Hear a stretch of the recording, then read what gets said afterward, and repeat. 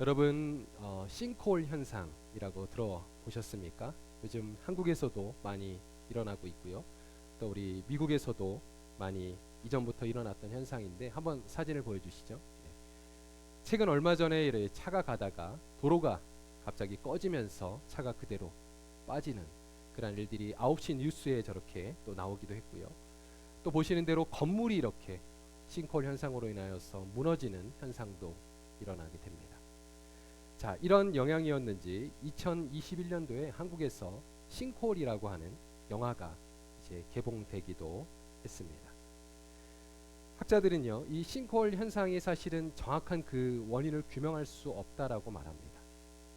그러나 대체적으로 이는 가뭄으로 인해서 이제 지하수가 고갈되어서 이제 지표면이 힘을 잃고 꺼지는 그러한 현상으로 보고 있습니다.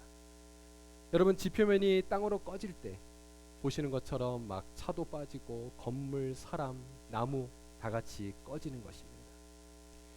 그런데요, 이러한 현상이 우리의 지표면에서만 일어나는 것이 아니라 우리의 마음 내면에서도 일어난다라고 하는 것입니다.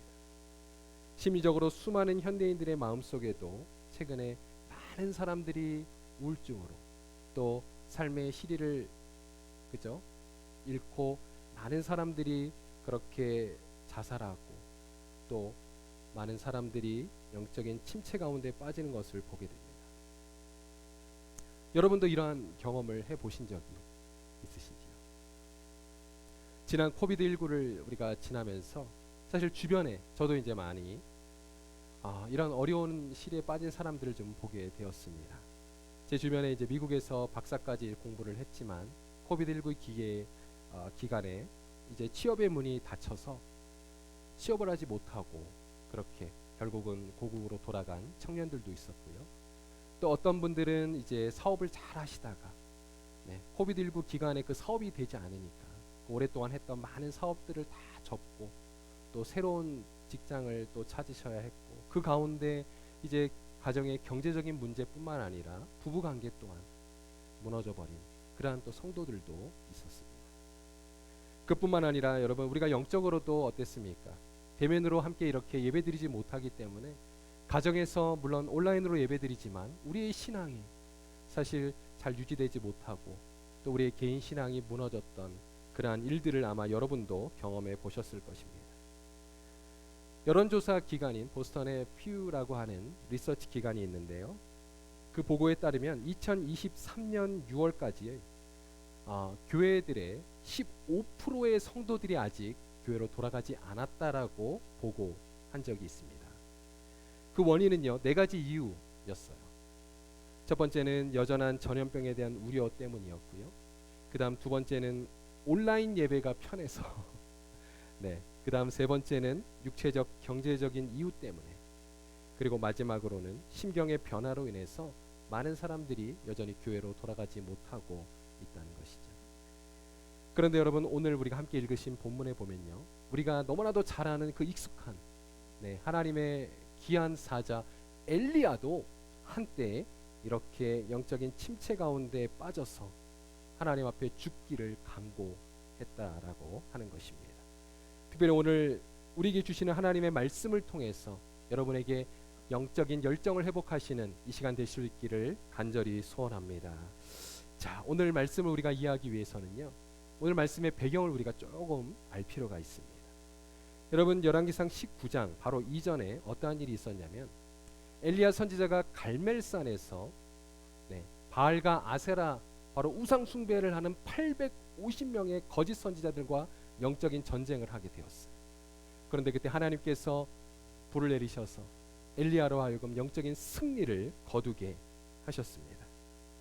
그런데요, 이 아합 왕이 당시의 시대가 북이스라엘의 그 가장 악한 왕 아합과 이세벨 때 아닙니까? 그런데 아합이 항복하지 않고 왕궁으로 돌아갑니다. 그리고 자기의 그 악한 아내 이세벨에게 이 모든 일들을 다 고하게 돼요. 그런데 여기서 우리는 두 가지 이제 놀라운 반응을 보게 됩니다. 한번 첫 번째로 이세벨의 반응을 한번 볼게요. 오늘 본문 2절 말씀입니다. 2절 말씀 제가 한번 읽겠습니다. 이세벨이 사신을 엘리야에게 보내어 이르되 내가 내일 이맘때에는 반드시 내 생명을 저 사람들 중 한 사람의 생명과 같게 하리라. 그렇게 하지 아니하면 신들이 내게 벌 위에 벌을 내림이 마땅하니라 한지라 그랬습니다. 여러분 지금 이게 누구의 고백입니까? 이세벨의 고백이었다는 거예요. 지금 항복해도 그죠? 살까 말까 하는 이러한 상황 속에서 이세벨은요 마치 기세등등하게 내가 엘리야를 잡아 죽이겠다라고 그렇게 협박을 하고 있는 것입니다. 이미 자신이 믿고 따르는 850명의 그 우상 숭배자들이 다 거짓임이 드러나게 되었는데 만천하에 드러나게 되었는데 여전히 기세등등한 이 이세벨의 모습은 무엇입니까? 사실 가당치도 않은 그런 협박이었다는 거예요. 본문의 내용을 보면 이러한 위험만 하지 이세벨이 뭐 행동으로 나서지도 못합니다. 그런데요 여기서 이제 우리는 엘리야의 또 뜻밖의 반응을 보게 돼요. 자 오늘 본문 3절에서 4절입니다. 한번 다 같이 한번 읽어보겠습니다. 3절에서 4절 시작. 자기의 생명을 위해 도망하여 유다에 속한 브엘세바에 이르러 자기를 사안을 그곳에 머물게 하고 자기 자신은 광야로 들어가 하룻길쯤 가서 한 로뎀나무 아래에 앉아서 자기가 죽기를 원하여 이르되 여호와여 넉넉하오니 지금 내 생명을 거두시옵소서 나는 내 조상들보다 낫지 못하니이다 하고 그랬습니다. 여러분 사실 엘리야가 그 갈멜산에서 보였던 그 정말 용감했던 선지자의 모습을 생각한다면 이 이세벨의 위협에 대해서 그냥 콧방귀 끼고 넘어갈 만한 일이었습니다. 그죠? 그런데 여러분 오늘 본문이 뭐라고 지금 말하고 있습니까? 엘리야의 지금 반응이 어땠습니까? 정말 믿기지 않는 그런 모습을 보게 돼요. 엘리야는요 그 이세벨의 가당치도 않은 위협을 듣고요 도망갑니다. 그런데 그가 북이스라엘 사람이 어디까지 도망가냐면 남유다의 땅끝 마을, 우리로 말하면 한국의 땅끝 마을 해남까지 도망간 거예요. 브엘세바까지. 광야와 맞닿고 있는 그 브엘세바까지 도망가서 그리고 또 성경을 보니까 거기에 이제 종을 놔두고 자기는 하룻길을 더 광야로 들어가서 여러분 광야에 뭐 나무가 있습니까? 그 나무 같지도 않은 그 나무, 그죠?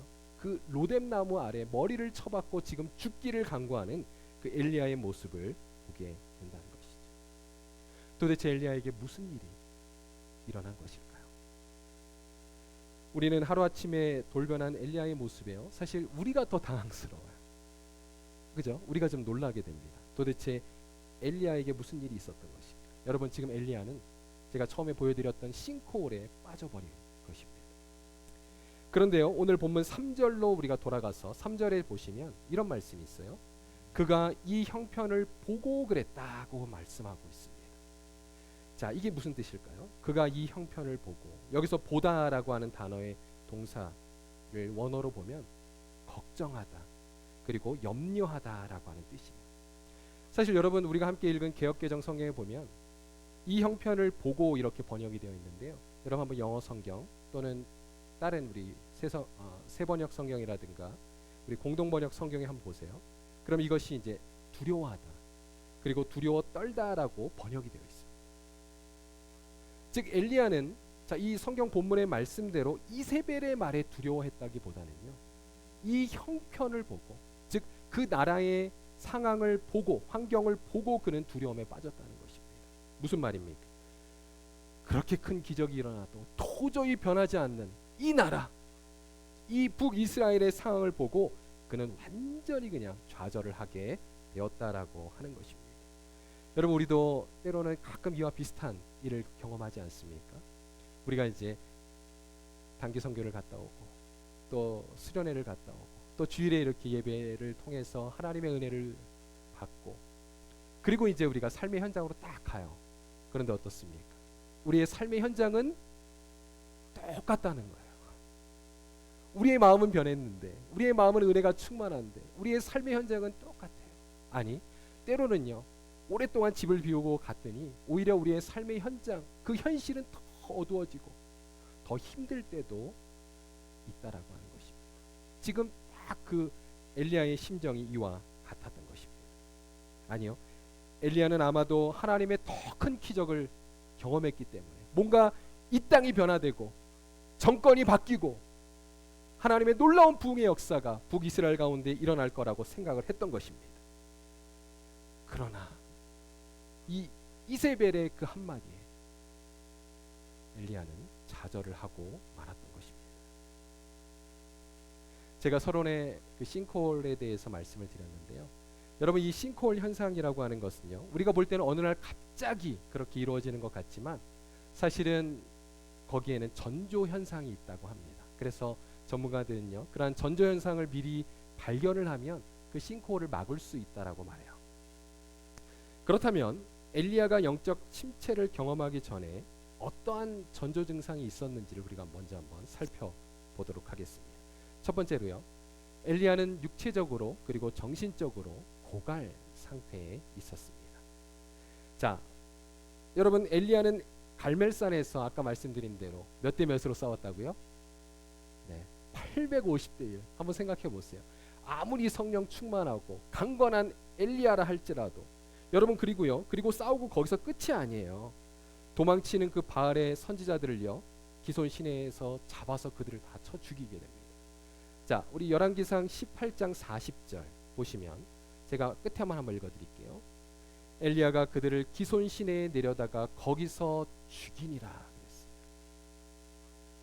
여러분, 엘리야도 사람인데 우리와 성정이 같은 사람이라 그랬는데 여러분, 엘리야가 얼마나 육체적으로 여러분 고단했을지 한번 생각해 보시기를 바랍니다. 이러한 육체적 탈진 상태가 바로 엘리야의 심리적 상태 그리고 영적인 상태로까지 연결이 된 것이죠. 그래서 4절을 보세요. 4절을 보시면 엘리야의 이러한 불안한 심리적 상태가 드러나요. 보시면 자기가 죽기를 원하여 그랬잖아요. 또 여호와여 넉넉하오니 지금 내 생명을 거두소서라고 그는 비정상적인 그런 고백을 하고 있습니다. 우리도요, 영적 침체를 여러분 우리가 겪기 전에 이러한 전조 증상이 있다는 거예요. 그러므로 우리의 어떤 육체적인 그리고 또 정신적인 그러한 상태를 여러분 먼저 점검할 수 있기를 바랍니다.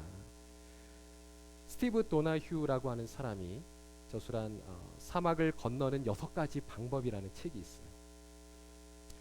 그런데 이것은 이제 저자가 20대 때 여러분 북아프리카의 그 큰 사하라 사막을 이제 건너면서 자신이 경험한 일화를 바탕으로 기록한 책입니다. 그런데 거기에 보면 사막을 건너는 6가지 방법을 제시하고 있어요. 근데 제가 2가지만 한번 소개하겠습니다. 사막을 건널 때 오아시스를 만날 때마다 쉬어가라 라고 조언하고 있어요. 왜냐하면 더 많이 쉴수록 우리는 더 멀리 갈 수 있기 때문이다 라고 말합니다. 또 하나, 사막에서 정체 상태에 빠지게 되면 자동차의 타이어 공기를 빼라 그런 말합니다. 왜냐하면 그래야 다시 모래에서 움직일 수 있기 때문이다 라고 말하고 있습니다. 여러분, 이처럼 우리는요, 자기의 어떤 열심과 그리고 자기의 열정으로 우리의 어떤 육체적으로 그리고 또 정신적으로 여러분 우리의 한계와 우리의 상황을 생각하지 않고 우리는 행동하기 때문에 결국 우리가 영적인 침체에 빠지게 된다는 것입니다. 그러므로 사랑하는 성도 여러분, 여러분 일주일에 최소한 한 번 이상 여러분 주일에 이렇게 또 예배 드리시고 여러분 주일날은요, 예배 끝나고 집에 가셔서 꼭 주님 안에서 평안과 안식을 누리시기를 바랍니다. 우리가 이러한 시간들이 꼭 필요하다는 거예요. 그래서 우리의 육체도 쉬시고 또 우리의 마음이 쉬시고 또 우리가 교회에서 우리의 영혼이 함께 또 충전받음으로 여러분 영적인 침체에 빠지지 않기를 간절히 소원합니다. 그 다음 우리 2번째로 어떠한 또 전조 증상이 있었냐면요, 그는 특별히 영적 침체 이전에 큰 기적을 여러 번 경험을 하게 돼요. 그러면서 그 경험 후에 큰 실망과 낙심에 빠지는 것을 보게 됩니다. 자, 갈멜산에서의 850대 1 사건 바로 그 전후로도요, 엘리야는 하나님의 놀라우신 그러한 기적을 경험하게 됩니다. 하루는 이제 가뭄 때에 사르밧 과부의 집에 방문하게 돼요. 그곳에서 이제 하나님께서 기적적으로 먹을 것을 또한 허락하시고 엘리야 선지자를 그 가뭄 기간에 이 사르밧 과부가 공개하는 일을 행하게 됩니다. 그러니까 먹을 것을 채워주시죠, 가뭄 기간에. 그런데 이제 또 어느 날 이 사르밧 과부에게 아들이 하나 있었는데 그가 죽게 돼요. 그런데 하나님께서 또 이 엘리야를 통해서 죽은 아이를 살려주시는 놀라운 기적을 베풀어 주셨습니다. 그리고 또 이제 갈멜산에서의 그러한 또 기적이 있었죠. 그리고 그게 끝이 아니에요. 이제 3년 6개월 동안 멈췄던 그 비가요 오게 됩니다.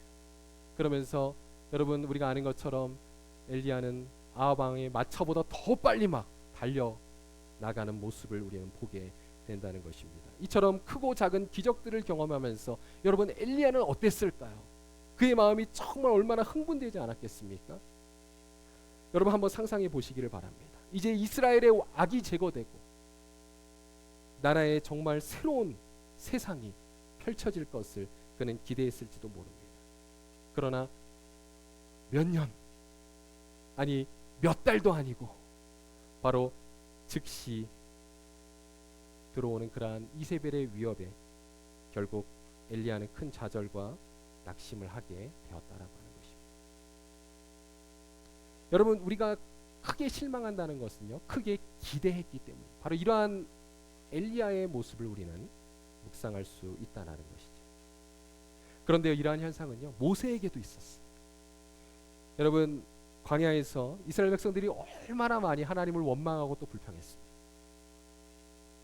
그런데 모세가요 그러한 이스라엘 백성들의 원망과 불평 앞에서 하루는 하나님 앞에 차라리 죽기를 간구한 적이 있었습니다. 한번 보실까요? 우리 한번 민수기 11장 15절 다 같이 한번 읽겠습니다. 시작.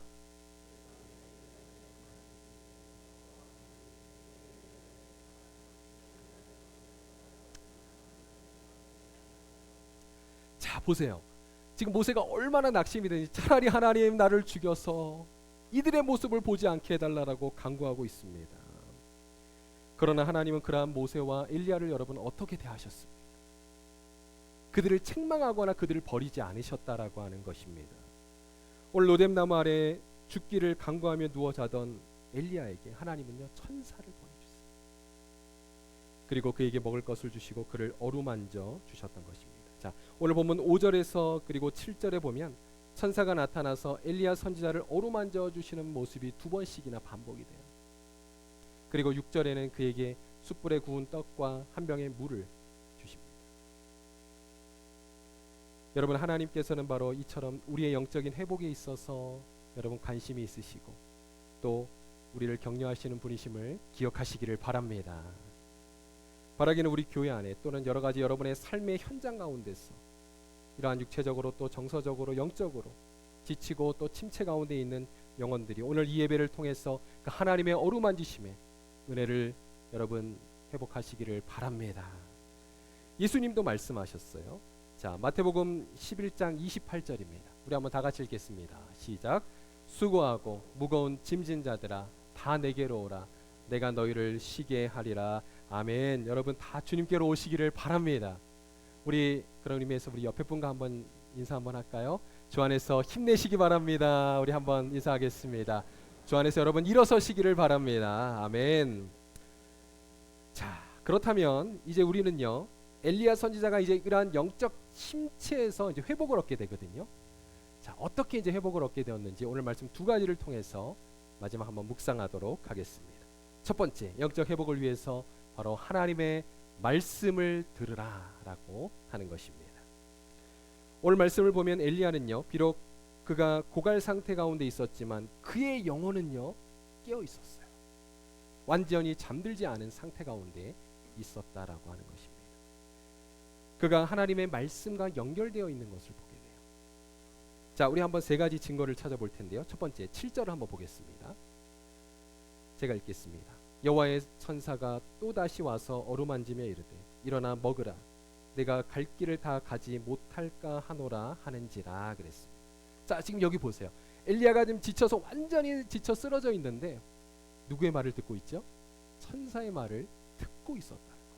지금 영적으로 깨어 있는 상태임을 우리에게 보여주고 있다는 것입니다. 그리고 천사의 말을 듣고 순종하는 엘리야의 모습을 보게 됩니다. 그다음 두 번째, 우리 8절 한번 볼까요? 우리 8절 한번 다 같이 읽겠습니다. 시작. 이에 일어나 먹고 마시고 그 음식물에 힘을 의지하여 40주 40야를 가서 하나님의 산 호렙에 이르니라 그랬습니다. 자, 지금 엘리야가 호렙산까지 며칠 동안 갔다고요? 네, 아유 잘 맞히시네요. 40일 동안 갔습니다. 그런데 여러분, 브엘세바에서 호렙산, 이 시내산까지는 60km밖에 되지 않는 거리입니다. 여러분, 성인 남자들은요, 사실 마음만 먹으면 하루 만에 갈 수 있는 거리예요. 여러분, 군대에서도 50km 행군, 60km 행군 하루면 합니다. 그런데 여러분, 지금 엘리야가 여기 며칠 동안 갔다고요? 40일. 여러분, 이거 말이 안 되는 겁니다. 사실 아무리 힘들어도 뭐 한 그죠? 6일, 7일, 열흘이면 갈 수 있는 거리예요. 그런데 여러분, 40일, 이것은 무슨 뜻일까요? 사실 성경에 여러분 40일이라고 하는 것은요, 상징적인 의미로 쓰여져 있습니다. 우리가 아는 것처럼 모세도 십계명을 받기 위해서 호렙산에서, 시내산에서 40일 금식을 2번이나 하잖아요. 그리고 하나님을 만나게 되었던 것입니다. 이처럼 엘리야가 12일도 아니고 36일도 아니고 정확하게 40일을 그가 갔다라고 하는 것은 지금 하나님께서 지금 엘리야를 통해서 우리에게 하나님의 메시지를 주고 있는 것입니다. 그것은 바로 그가 영적인 준비의 과정을 거쳤다는 것입니다. 비록 가다가 쓰러지고 넘어지고 또 하나님의 말씀을 묵상하고 하나님 앞에 기도하며 갈등했겠지만 그는 그 광야에 가는 과정 속에서도 계속해서 그의 하나님과의 관계가 연결되어 있음을 우리는 보게 된다는 것입니다. 그 다음 세 번째 증거를 볼 텐데요. 여러분, 이제 40일 만에 드디어 호렙산에 도착을 해요. 그리고 거기서 하나님의 직접적인 음성을 이제 3번 듣게 됩니다. 자, 우리가 한번 말씀을 하나씩 볼 거예요. 자, 9절입니다. 같이 한번 읽겠습니다. 시작. 엘리야가 그곳 굴에 들어가 거기서 머물더니 여호와의 말씀이 그에게 임하여 이르시되 엘리야야, 내가 어찌하여 여기 있느냐. 자, 다음 12절 다 같이 읽겠습니다. 시작. 또 지진 후에 불이 있으나 불 가운데에도 여호와께서 계시지 아니하더니 불 후에 세미한 소리가 있는지라. 그리고 13절 여기 제가 읽겠습니다. 엘리야가 듣고 겉옷으로 얼굴을 가리고 나가 굴 어귀에 섬에 소리가 그에게 임하여 이르시되 엘리야야, 내가 어찌하여 여기 있느냐. 지금 딱 3번 하나님의 직접적인 음성을 듣게 됩니다. 그 중에 2번은 똑같죠, 그죠? 그것은 바로 하나님께서 지진과 불 가운데, 이것은 바로 하나님의 임재의 상징을 말합니다. 여러분, 모세에게도 하나님께서 불과 구름 가운데 임재하셨어요. 그리고 하나님 물으셨습니다. 모세야, 내가 어찌하여 여기 있느냐. 여러분, 하나님께서 과연 모세가 여기 있는 걸 몰라서 물으셨을까요? 아니라는 거죠. 아담이 에덴 동산에서 죄를 짓고 피했을 때도 아담아, 내가 어디 있느냐. 하나님 몰라서 물으셨을까요? 아닙니다. 지금 하나님께서는 그들의 영적인 상태를 질문하고 있는 것입니다. 지금 여러분에게 질문하십니다. 내가 어찌하여 여기 있느냐. 여러분, 우리는 대답할 수 있어야 할 것입니다. 그 다음 2번째로 엘리야는 세미한 음성을 들었다라고 말씀하고 있어요. 여러분, 이것은 무엇을 말할까요? 하나님께서 불과 지진 가운데 큰 소리 가운데 계시지 아니하였고 세미한 음성 가운데 계셨다라고 하는 것. 특별히 세미한 음성은요, 우리가 오늘 함께 읽지는 않았지만 15절에서 17절에 보면 바로 이 말씀을 의미하는 것입니다. 자, 15절에서 17절 우리 한번 다 같이 한번 보겠습니다. 다 같이 읽겠습니다. 시작. 여호와께서 그에게 이르시되 너는 내 길을 돌이켜 광야를 통하여 다메섹에 가서 이르거든 하사엘에게 기름을 부어 아람의 왕이 되게 하고 너는 또 님시의 아들 예후에게 기름을 부어 이스라엘의 왕이 되게 하고 또 아멜 무올라 사밧의 아들 엘리사에게 기름을 부어 너를 대신하여 선지자가 되게 하라. 하사엘의 칼을 피하는 자를 예후가 죽일 것이요 예후의 칼을 피하는 자를 엘리사가 죽이리라. 아멘. 여러분, 지금 엘리사는 이제 엘리야의 후계자를 말하고 예후는요, 북이스라엘의 10대 왕입니다. 이후에 나중에 나타날 왕을 이야기하는 거예요. 지금 이건 무엇을 말해주는 것입니까? 하나님의 역사는 엘리야가 기대하는 것처럼 그의 시대에 기적적으로 지진과 불처럼 즉각적이고 기적적인 방식으로 그렇게 임하는 것이 아니라 하나님의 역사 속에서 하나님의 섭리 속에서 고요하게 이루어질 거라는 사실을 지금 엘리야에게 말씀해주고 있는 것입니다. 그 세미한 음성을 들은 거예요. 그리고 이제 엘리야가 영적인 회복을 얻게 되었던 것입니다. 여러분, 이처럼 영적 회복을 얻기 위해서 우리에게 무엇보다 필요한 것은 하나님의 말씀에 귀 기울이는 것인 줄로 믿습니다. 하나님은요, 특별히 우리에게 말씀을 통해서 우리에게 믿음을 주신다고 약속하셨어요. 자, 로마서 10장 17절입니다. 그러므로 믿음은 들음에서 나며 들음은 그리스도의 말씀으로 말미암느니라. 여러분, 믿으십니까? 하나님의 말씀을 가까이 하심으로 여러분 믿음의 승리자들 되시기를 바랍니다. 그래서 여러분, 공간복음에 보면요, 씨 뿌리는 자의 비유가 나오잖아요. 그런데 거기서도 보면 사탄이 얼마나 우리의 마음밭에 그 씨앗이 심겨지지 않도록 하기 위해서, 열매 맺지 못하게 하기 위해서 방해 공작을 많이 펼치는지 몰라요. 여러분, 우리의 마음밭이 어떠한 상태입니까? 여러분, 길가와 같은 만약 딱딱한 마음의 밭의 상태라면 여러분의 마음의 밭을 기경하시기를 바랍니다. 여러분, 우리의 마음밭에 가시 덤불이 많이 있다면 여러분 그 가시 덤불을 여러분 제거하시기를 바랍니다. 여러분, 우리의 마음밭에 돌덩이가 많이 있다면 여러분 그 돌을 다 여러분 제거하시기를 바랍니다. 그러한 좋은 밭이 되어야 하지만 여러분, 우리가 하나님의 말씀을 받을 때 그 가운데 30배, 60배, 100배의 열매를 맺게 될 줄로 믿습니다. 그 다음 두 번째로, 이제 마지막입니다. 우리가 영적인 회복을 얻기 위해서 필요한 것은요, 영적인 공동체와 동역자를 만나야 한다는 거예요. 자, 오늘 본문 10절 한번 보겠습니다. 10절에서 엘리야가요 이렇게 고백해요. 다 같이 한번 읽겠습니다. 10절입니다. 시작. 그가 대답하되 내가 만군의 하나님께 열심히 유별하오니 이는 이스라엘 자손이 주의 언약을 버리고 주의 제단을 헐며 칼로 주의 선지자들을 죽였음이오며 오직 나만 남았거늘 그들이 내 생명을 찾아 빼앗으려 하나이다 그랬습니다. 자, 여기에 보면요, 엘리야가 뭐라고 고백합니까? 하나님, 나만 열심히 특별했습니다. 그리고 오직 나만 남았습니다 라고 지금 이야기를 하고 있습니다. 여러분, 이것은요 지금 엘리야가 잘못된 자기 그러한 인식을 하고 있는 거예요. 심리학적으로 확증 편향에 빠졌다라고 우리는 볼 수 있습니다. 여러분, 확증 편향이 무엇입니까? 이것은요, 자신의 견해 내지 주장에 도움이 되는 정보만 사람들이 취사 선택하고 그렇지 않은, 듣기 싫은 것은 듣지 않는, 의도적으로 무시하는 그러한 성향을 말하는 것입니다. 오늘날에도 그러한 사람들이 우리 주변에 많이 있어요. 여러분, 우리가 말씀을 대하는 데 있어서 그러한 자세를 가져서는 안 된다는 것입니다. 그러나 우리가 아는 것처럼 이스라엘 안에는요, 하나님의 그러한 선지자들이 많이 남아 있었어요. 여러분, 오바댜라고 하는 하나님의 거룩한 국내 대신을 통해서 많은 선지자들을 그 당시에 보호해 주었잖아요. 그뿐만 아니라 오늘 하나님 뭐라고 말씀하십니까? 18절입니다. 18절 제가 한번 읽겠습니다. 그러나 내가 이스라엘 가운데 몇 명이요? 7,000명을 남기리니 라고 말씀하고 있습니다. 다 바알에게 무릎을 꿇지 아니하고 다 바알에게 입맞추지 아니한 자이니라. 여러분, 엘리야는 오직 나만 남았거늘 이라고 이야기했지만 하나님이 숨기신 자가 7,000이 더 있었다라고 하는 사실입니다. 여러분, 엘리야는요 이러한 하나님의 말씀을 듣고 그는 드디어 깨닫게 되었던 거예요.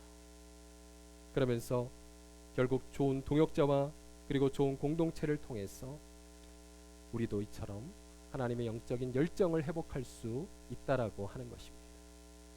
고든 맥도날드라고 하는 우리 목사님이 쓰신 영적인 열정을 회복하라라고 하는 책이 있습니다. 제가 이전에도 한번 소개해드린 적이 있었는데요. 거기에 보면 우리 주변에 5가지 부류의 동역자들이 있다라고 소개를 합니다. 그 중에서 3부류의 동역자들은 우리의 영적인 열정을 회복시켜주고 그리고 불붙여주는 사람들이고, 나머지 2부류의 사람들은 우리의 열정을 갉아먹는 그러한 사람들이라고 소개합니다.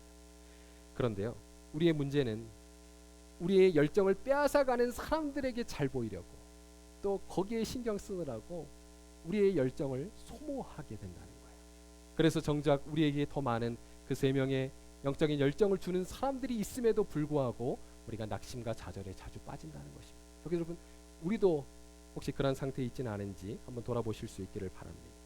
그렇다면 고든 맥도날드가 말하고 있는 우리에게 영적인 열정을 부어주시는 그러한 동역자들은 어떠한 사람들일까요?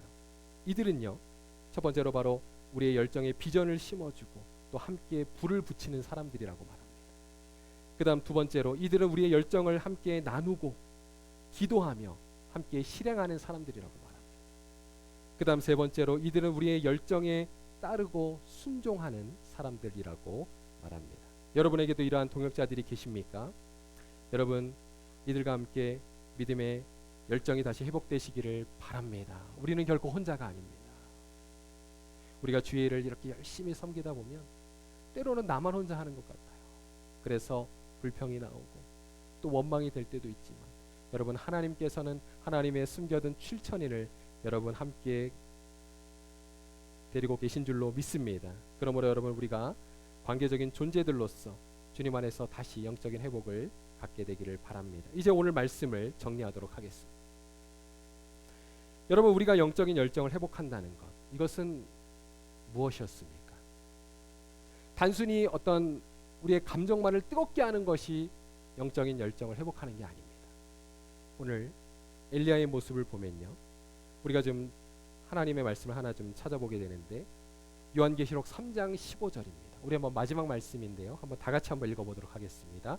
요한계시록 3장 15절 시작. 내가 내 행위를 아노니 내가 차지도 아니하고 뜨겁지도 아니하도다. 내가 차든지 뜨겁든지 하기를 원하노라. 아멘.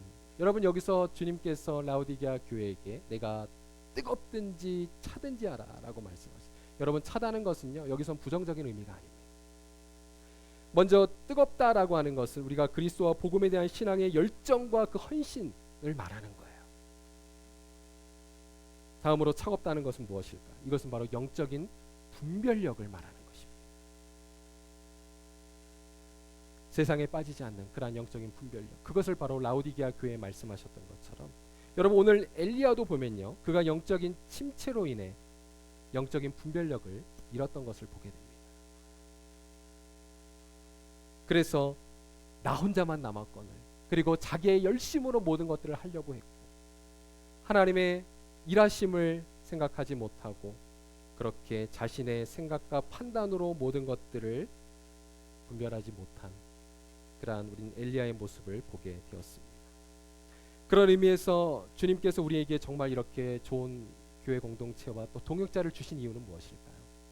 그것은요, 바로 하나님의 말씀을 잘 듣고 그리고 또 하나님의 뜻을 잘 분별하도록 우리에게 이 귀한 공동체를 허락하신 줄로 믿습니다. 그러므로 사랑하는 성도 여러분, 우리 특별히 주변에 영적으로 침체가 되고 또 낙심한 성도들이 있습니까? 여러분, 함께 붙잡아 일으켜 주시기를 바랍니다. 그리고 함께 기도해 주심으로 주님의 뜻을 분별함으로 우리가 다시 믿음으로 승리할 수 있는 저와 여러분의 믿음의 승리의 삶 되실 수 있기를 간절히 소원합니다.